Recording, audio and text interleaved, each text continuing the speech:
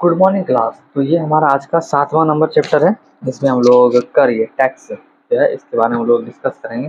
चलिए हम लोग शुरू करते हैं। टैक्स का जो टैक्स तो हम लोग जो किसी चीज़ के बदले सरकार को जो पे करते हैं तो टैक्स हो गया, ठीक है। अगर हम लोन लिए तो उसके बदले भी हमको टैक्स देना पड़ता है, यह अनिवार्य भुगतान होता है, ठीक है। कानूनी रूप से इसे देना ही पड़ता है। कर उतना ही निश्चित होता है जितना कि मृत्यु तो कोई, क्योंकि यह सरकार के राजस्व का मुख्य स्रोत होता है। अगर हम लोग टैक्स नहीं देंगे तो सरकार खर्च फिर कहाँ से करेगी। कराधान का सिद्धांत जो है, कर का जो कराधान का जो सिद्धांत है, किसने दिया था? एडम स्मिथ ने दिया था। इसका सिद्धांत किसने दिया था कर का? एडम स्मिथ ने दिया था। इसका टैक्स के प्रकार देख लेते हैं। टैक्स का प्रकार होता है प्रगतिशील कर, प्रोग्रेसिव टैक्स आपका हो गया, प्रतिगामी होगा रिग्रेसिव, और समानुपाती जो होता है प्रोस्टी प्रोपोस्टिशनल होता है आपका, अधोगामी होता है डिक्रीजिव होता है। क्या होगा? प्रगतिशील कर, प्रतिगामी, समानुपाती, अधोगामी। ये सब हो गया आपका टैक्स के प्रकार। प्रतिगामी कर जो होता है ये अमीर को देना होता है प्रतिगामी कर, और आपका प्रगतिशील कर जो है वो अमीर को देना, और प्रतिगामी जो है आपको गरीब को देना पड़ता है। जो गरीब है उसको प्रतिगामी देना पड़ता है, और प्रगतिशील जो है आपको अमीर को देना पड़ता है। समानुपाती जो होता है ये आपका इसमें दोनों समानुपाती, जैसे दोनों बराबर हो जाता है तो अमीर गरीब दोनों को समानुपाती देना पड़ता है। अधोगामी जो होता है ये उनका ITR इनकम टैक्स होता है। इसमें आय बढ़ेगा तो प्रारंभ में बढ़ेगा।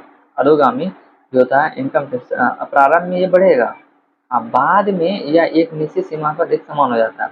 जो इनकम टैक्स होता है ये आय अगर बढ़ेगा, प्रारंभ में ये भी बढ़ेगा, बाद में एक निश्चित सीमा के बाद ये आपका समान हो जाएगा। जैसे प्रतिगामी है बढ़ रहा है, फिर बढ़ रहा है, और जो आपका समानुपाती है, मतलब एक समय के बाद क्या होगा, एक स्थिर हो जाएगा। तो ये आपका क्या होगा? अधोगामी हो जाएगा। क्या है? अधोगामी हो जाएगा, ठीक है। मतलब कि प्रारंभ में बढ़ेगा, आय बढ़ेगा तो ये भी बढ़ेगा, पर फिर बाद में जाके एक निश्चित सीमा के बाद ये समान हो जाता है, ठीक है। हम लोग देखते हैं प्रत्यक्ष कर और अप्रत्यक्ष कर, डायरेक्ट टैक्स और इनडायरेक्ट टैक्स। डायरेक्ट टैक्स जो होता है इसमें आपका हो जाता है आयकर हो गया, संपत्ति कर हो गया, निगम कर हो गया, कृषि कर हो गया, उपहार कर हो गया, धन कर हो गया। ATC जितना होता है ना, ये आपका प्रत्यक्ष प्रत्यक्ष कर होता है। ये आपका 2% इसमें जो आपका पैसा आता है 2% आता है। आयकर हो गया आपका, संपत्ति कर हो गया, निगम कर हो गया, कृषि कर हो गया, उपहार कर हो गया, धन कर हो गया, ये सब इसका होता है। जो डायरेक्ट टैक्स होता है, प्रत्यक्ष कर होता है, इसमें जिस व्यक्ति पर लगाया जाता है उसी से वसूला जाता है। डायरेक्ट टैक्स क्या होता है? जिस व्यक्ति पर लगाया जाएगा वो वही उसी से वसूलता है। इनडायरेक्ट टैक्स होता है अप्रत्यक्ष करता है। इसमें आपका जो आपका हमारा जो संचित निधि में पैसा आता है 90% 98% पैसा इनडायरेक्ट टैक्स आता है, अप्रत्यक्ष कर सकता है। GST हो गया, इसमें बिक्री कर हो गया, सीमा शुल्क हो गया, वाहन कर हो गया, ये सब जितना है ना, GST, बिक्री कर, सीमा शुल्क और वाहन कर, ये सब का 98% टैक्स इसी से आता है, अप्रत्यक्ष कर से। जिस व्यक्ति पर लगाया जाता है वह भुगतान नहीं करता है, बल्कि दूसरा व्यक्ति भुगतान करता है। जिस व्यक्ति पर लगाया जाता है वो भुगतान नहीं करता। जैसे हम लोग गाड़ी लेने गए, गाड़ी पे हमारा जो व्यक्ति है तो वहाँ उस पर जो टैक्स लगता है 28% आपको लेना है, तो वो नहीं देता है, जो खरीदता है उसको देना पड़ता है। दूसरा व्यक्ति भुगतान करता है, जिसपे लगाया मतलब कि वो कंपनी 28% लगाया, वो उसमें पे करता है। वो जो बेचता है उससे पे करता है, जैसे कहीं सामान लिया या कुछ का तो वो पे करता है। GST क्या होता है? गुड्स एंड सर्विस टैक्स होता है, वस्तु एवं सेवा करता है। गुड्स GST क्या होता है? वस्तु एवं सेवा कर होता है। GST में क्या होता है? 5% GST का जो स्लैब होता है 0%, 5%, 12%, 18%, 28% होता है। GST में कितना होता है? 0% होता है, इसमें कोई टैक्स नहीं लगेगा। 5% मतलब कोई जो आवश्यक वस्तु है उस पर 5% टैक्स लगेगा। अगर उपयोगी वस्तु है, मतलब उपयोगी वस्तु है तो 12% लगेगा। आरामदायक वस्तु है तो जैसे आपका आरामदायक वस्तु उसमें 18% लगेगा। विलासितापूर्व है उसमें 28% लगेगा। विलासितापूर्व में कितना लगेगा? 28% लगेगा, ठीक है। आवश्यक वस्तु पे 5, उपयोगी पे 12, आरामदायक पे आप वस्तु पे 18, और विलासितापूर्व पे कितना लगेगा? विलासितापूर्व पे कितना लगेगा? 28% लगेगा। तो ये हमारा GST का स्लैब देखिए। अब आगे देखते हैं GST। जीएसटी में होता है सीजीएसटी होता है, एसजीएसटी होता है, यूटीजीएसटी होता है, आईजीएसटी होता है। ये क्या होता है? सीजीएसटी होता है central GST, SGST state GST होता है, यूटीजीएसटी होता है जो है यूटीजीएसटी हो गया, आपका आईजीएसटी हो जाएगा। ठीक है। जीएसटी जैसे कि 5% किसी को जीएसटी लगा, उसमें सीजीएसटी 2.5% लगेगा, सेंट्रल लगेगा, और स्टेट कितना लगेगा 2.5% लगेगा, दोनों मिला के जीएसटी कितना हो जाएगा 5% हो जाएगा। अगर मान लिया जाए, अगर कोई रामू है, उसने अगर 100 एसी निर्माण किया, ठीक है, 100 एसी से निर्माण किया, वो कहाँ निर्माण कर रहा है? पंजाब में निर्माण कर रहा है, वो पंजाब में 100 एसी का निर्माण कर रहा है। ठीक है। अब वो देश 10 एसी को पंजाब में बेचता है, 10 एसी को कहाँ बेचता है? पंजाब में बेचता है। ठीक है। और आपका जो है आपका एसी जो है बिलासपुर में, इसमें कितना आपको टैक्स लेगा? 28% लेगा ना, बिलासपुर वस्तु है तो पंजाब में बेचता है, तो उसपे जो सी जीएसटी लेगा, सेंट्रल जीएसटी 14% लेगा, और जो स्टेट जीएसटी लेगा ना वो 14% लेगा। सी जीएसटी 14% और एस जीएसटी कितना लगेगा? 14%। मतलब कि अगर कोई पंजाब में बेचता है तो सी जीएसटी कितना लगेगा? 14%, और एस जीएसटी कितना लगेगा? 14%। मतलब दोनों मिला के कितना होगा? 28% लगेगा। उसने क्या किया फिर 40 जो है एसी को गुजरात में बेचा, तो गुजरात में अगर बेचा तो आई जीएसटी लग जाएगा, उसमें सीधा जो सी जीएसटी और एस जीएसटी नहीं लगेगा, उसमें क्या लगेगा? आई जीएसटी लगेगा। क्या लगेगा? आई जीएसटी लगेगा। ठीक है। आई जीएसटी लगेगा। और 50 एसी को उसने ऑनलाइन बेच दिया, 50 एसी को ऑनलाइन बेचा, उसमें भी आई जीएसटी लगेगा। इंटर रेग्रेटेड जीएसटी होता है, इसको बोलते हैं इंटरग्रेटेड जीएसटी बोलते हैं। ठीक है। इंटर अगर उसने क्या उस वो अगर यूटी में बेचता, अगर कोई चीज़ यूटी में बेचता, जैसे आपका दिल्ली में बेचता, तो वहाँ पे क्या लगता है? सेंट्रल का लगता, सेंट्रल का 14% लगता, और यूटी का कितना लगता? 14% लगता।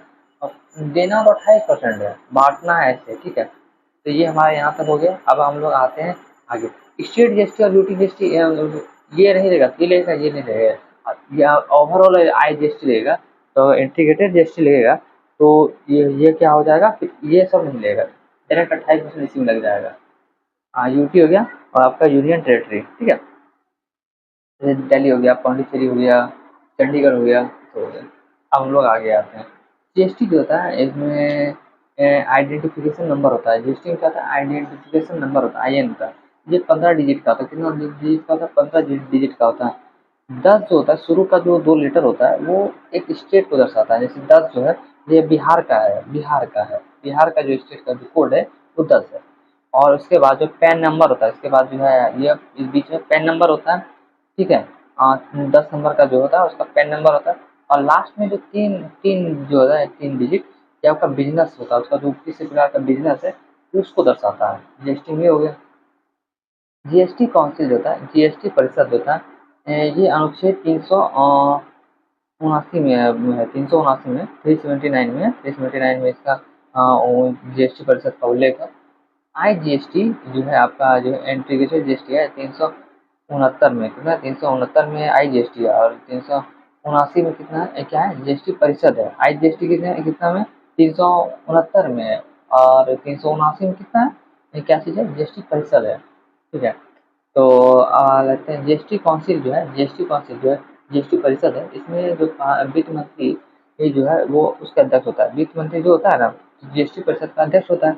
इसमें राज्य मंत्री होता है, एक राज्य मंत्री होता है, और एक क्या होता है? वित्त मंत्री होता है।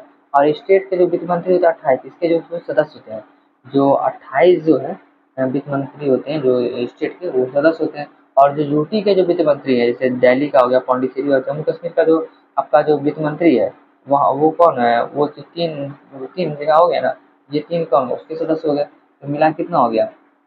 दो इधर 28 और ये 3, तो ओवरऑल मिला के कितना हो गया हमारा? 33 सदस्य हो जाएगा। 33 सदस्य जो है हमारा जीएसटी परिषद में बैठते हैं। तो अध्यक्ष कौन होंगे? वित्त मंत्री, और एक राज्य मंत्री होगा, और जो स्टेट का जो वित्त मंत्री 28 वो होगा, और यूटी का जो वित्त मंत्री हो जाएगा, जो दिल्ली, पौंडीचेरी, जम्मू कश्मीर का, तो 3 हो जाएगा, तो 33 हो जाएगा सदस्य हो गया। जीएसटी स्टार्ट जो है सबसे पहले फ्रांस ने किया था। जीएसटी स्टार्ट किसने किया था? फ्रांस ने किया था। और जो इंडिया का जीएसटी है ना वो कनाडा पे आधारित है। किस पे आधारित है? आपका कनाडा से लिया गया, कनाडा पे। जीएसटी जो है ये अप्रत्यक्ष कर है। क्या सब कर है? इसको पहले हम लोग देख लिए। अप्रत्यक्ष कर है जीएसटी। रिप्लेस होता है, वैट होता है। रिप्लेस क्या होता है? वैट होता है। रिप्लेस क्या होता है? किसको रिप्लेस किया गया? आपका जीएसटी के लिए रिप्लेस किसको किया, वैट को रिप्लेस कर दिया गया, वैट को हटा दिया गया आपका। अब आता है स्लैब।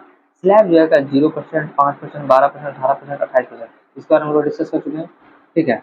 अब आता है लागू। तो जीएसटी हमारा लागू हुआ था 1 जुलाई 2017 में लागू हुआ था। कब लागू हुआ था? 1 जुलाई 2017 में इसका लागू हुआ था। 1 जुलाई 2017 में जीएसटी लागू हुआ था। ये जो आपका बिल है 122वां बिल है। जीएसटी जो है हमारा बिल कितना है? 122वां बिल है। 1 जुलाई 2017 में ये लागू हुआ था। ये बिल है 122वां बिल है। इसका संशोधन 101वां संशोधन है। जो जीएसटी है इसका संशोधन कितना 101वां संशोधन है। जीएसटी जो आपका संशोधन है वो 101वां संशोधन है। समिति, ये आपका कैलका समिति है। आपका जो कैलका समिति है उसमें आपका कैलका समिति द्वारा आपका जीएसटी को आपका बिल लाया गया था कैलका समिति द्वारा। और इसको जो अपनाने वाला जो प्रथम स्टेट है असम है। जो प्रथम स्टेट है ना जीएसटी को अपनाने वाला वो असम है। ठीक है, तो यहाँ तक हो गया। अब आते हैं आगे। आपका जो है मंथली जो होता है 24 तारीख को भरना होता है जीएसटी।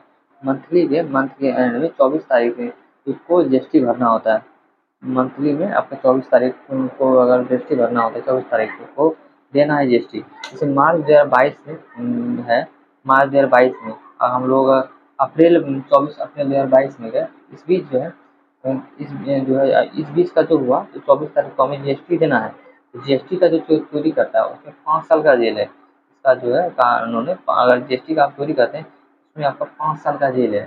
तो मार्च 2022 से जो आपका अगर अभी 26 है तो ओवरऑल देख रहे हैं ना, तो मार्च 2022 से 24 अप्रैल 2022 तक जो इस बीच हुआ तो 24 तारीख को क्या है मंथली जो है मंथ के 24 तारीख को जीएसटी भर देना है, जीएसटी भरना है, ठीक है। तो यहाँ हो गया। अब इसका आगे देखते हैं। जीएसटी R1 जो होता है इनकम होता है। इसमें इनकम जो होता है वो जीएसटी रिपोर्ट होता है। जीएसटी R1 क्या होता है? जो इनकम हो गया वो R1 क्या हुआ? इनकम हुआ। तो इनकम जो है जीएसटी रिपोर्ट जो आता है, इनकम का जो जीएसटी रिपोर्ट होता है वो जीएसटी R1 होता है। और जीएसटी R3 जो होता है वेबसाइट पर जो जीएसटी पेमेंट बिल वेरिफिकेशन होता है। वेबसाइट पे जो अगर पेमेंट वेरिफिकेशन होता है वो हो गया। आपका जो जीएसटी R1 क्या हुआ? इनकम जितना हमारा जो पैसा आया, ठीक है। जीएसटी R1 में हो गया। इनकम हुआ जीएसटी रिपोर्ट कितनी से कितना आया। 1 लाख है उसमें 18%, अगर 1 लाख है किसी का सैलरी उसमें 18% अगर जीएसटी लगा तो उसे 18,000 उसका हो गया। 18,000 हो गया उसका। 18,000 उसको देना है इनकम टैक्स, ठीक है। तो जीएसटी R3 वेबसाइट पे जीएसटी पेमेंट बिल वेरिफिकेशन होता है। जैसे कि अगर उसने कोई एसी लिया तो उसमें उसने 50,000 का एसी लिया, उसमें 28% को जीएसटी उसको 28% उसमें तो टैक्स दे दिया ना, तो वो 14,000 हुआ। उस 14,000 का वो क्या करेगा, जो हमारा उसका इनकम टैक्स होगा 18,000, उसमें 14,000 घटा देगा। तो 14,000 घटा देगा, बचा कितना? 4,000। उसको ये बिल जो है आर्थिक वेबसाइट पर इसको वेरिफिकेशन करना होगा और उसको जमा कितना करना पड़ेगा? 4,000 जमा करना पड़ेगा। तो जीएसटी आर्थिक पे ये तो वेबसाइट पर जो जीएसटी बिल होता है उसको वेरिफिकेशन करना पड़ता है, ठीक है। पहले आप R1 जो जीएसटी R1 है उसमें आपको इनकम देना है, जीएसटी रिपोर्ट वहाँ पे आपको सबमिट करना है। फिर आखिरी में आपको वेबसाइट में जीएसटी पेमेंट बिल वेरिफिकेशन करना है। आपने क्या जमा किया क्या किया आर्थिक वेबसाइट पे आपको जीएसटी का पेमेंट बिल को वेरिफिकेशन करना है। अब हम लोग आते हैं इनकम टैक्स। तो हम लोग अब देखते हैं इनकम टैक्स रिटर्न ITR देख लेते हैं। तो इसमें जो हमारा स्लैब है 0 से 3 लाख जो है इसके बीच जो नो इंटरेस्ट जो इनकम टैक्स नहीं देना पड़ता है। 3 से 6 लाख के बीच में होता है 5%, और 6 से 9 लाख के बीच में 10%, और 9 से 12 लाख के बीच में 15% देना पड़ता है, और 12 से 15 लाख के बीच में हमें देना पड़ता है 20%। 15 लाख से ज़्यादा हो जाएगा तो आपको 30% देना पड़ता है, ठीक है। तो ये हमारा स्लैब है इनकम टैक्स रिटर्न का ITR का। इसमें जो है जो प्रॉफिट पर ईयर जो होता है, जो हमारा जो है जैसे 3.5 लाख जो तक जो है 3.5 लाख का हमारा जो है हमारा हुआ जो प्रॉफिट हुआ, तो उसमें 2.5 लाख जो है वो घट जाएगा इसके बीच में। तो 2.5 लाख घट जाएगा तो बचा 1 लाख। 1 लाख पे हमारा जो है ये जो 3 लाख से 6 लाख के बीच में, इसमें हमारा 1 लाख पे हमारा जो है 5% का लगेगा स्लैब जो है। तो हमारा कितना हो जाएगा? 5,000 हमें इनकम टैक्स के रूप में जमा करना है। तो शेष क्या होता है? शेष क्या होता है? उपकर होता है, टैक्स ऑन टैक्स होता है। क्या होता है? टैक्स ऑन टैक्स होता है। ये कितना होता है? 4% होता है। तो ये टैक्स ऑन टैक्स किसका होगा? ये 5,000 का ही टैक्स ऑन टैक्स होगा। मतलब शेष क्या? कर का कर आप जो कर दिए, जैसे 5,000 का हम 4% निकालेंगे तो ये 200 हमें शेष के रूप में देना पड़ता है। से सरचार्ज होता है, सरचार्ज होता है, ये भी टैक्स ऑन टैक्स होता है।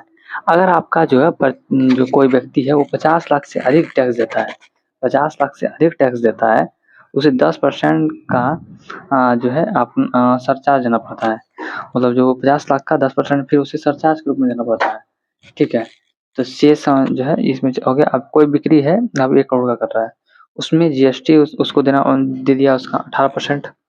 अब उसमें 18 लाख उसका जीएसटी चला गया, और उसके बाद 18 लाख हो गया। बचत है उसका 82 लाख, और उसमें उसका खर्च हुआ है 82 लाख का, 32 लाख खर्च हुआ है, तो खर्च घट जाएगा तो 50 लाख बचा। तो 50 लाख में उसका जो ये प्रॉफिट हुआ, अब ये 50 लाख प्रॉफिट में हम लोग 2.5 लाख जो है घटा देंगे, तो 2.5 लाख घटा देंगे तो ये हमारा जो 30% का जो स्लैब है, 30% लगेगा, जैसे 15 लाख से ऊपर वाला ये वाला स्लैब लगेगा, तो इसमें हमारा जो है 15 लाख रुपए हमारा लग जाएगा इनकम टैक्स। अब 15 लाख इनकम टैक्स लगेगा तो शेष लग जाएगा, तो 15 लाख का 4% मतलब 60,000 हमारा शेष के रूप में लग जाएगा। सरचार्ज जो है 50 लाख या 50 लाख से अधिक दे रहा है, 50 लाख का प्रॉफिट हुआ है, ठीक है, तो हमें इनकम टैक्स 50 रुपये, यहाँ पे हम लोग मान रहे हैं, मतलब हमको इनका जो है 15 लाख नहीं 50 लाख देना है, हम लोग यहाँ से सरचार्ज निकाल रहे हैं, ना कि एग्जैक्ट निकाल रहे हैं। यहाँ पे 50 लाख से अगर अधिक रहता तो हम लोग सरचार्ज देते हैं, पर हम लोग निकाल रहे हैं, तो ये सरचार्ज हमारा 10% का टैक्स ऑन टैक्स, तो 15% का हम लोग 10% दिए, तो 1.5 लाख हमारा सरचार्ज हुआ। ठीक है, तो ये टोटल हमारा कितना देना पड़ा, 18 लाख हम दे दिए, जीएसटी दे दिए, 15 लाख हम दे दिए, फिर 15 लाख क्या दे दिए हम, इनकम टैक्स दे दिए, और 1.5 लाख फिर दिए हम लोग क्या, सरचार्ज दिए, और 60,000 हम दे दिए शेष दिए। टोटल हम लोग 35,10,000 रुपए ये हम लोग सरकार को टैक्स के रूप में दे दिए। अब हम लोग कोई सर्विस कर रहा है तो उसे 1 लाख पर मंथ है उसका सैलरी है, 12 लाख उसका सैलरी हो गया, तो 12 लाख जो है तो उससे हम 2.5% घटा देंगे, 9.5 लाख का 15% वो देगा, तो उसे 1,42,500 1,42,500 इनकम टैक्स देना पड़ेगा। और उसका टीडीएस उसका कटेगा 10%, टीडीएस जो कंपनी है उसका टीडीएस 10% कटेगा।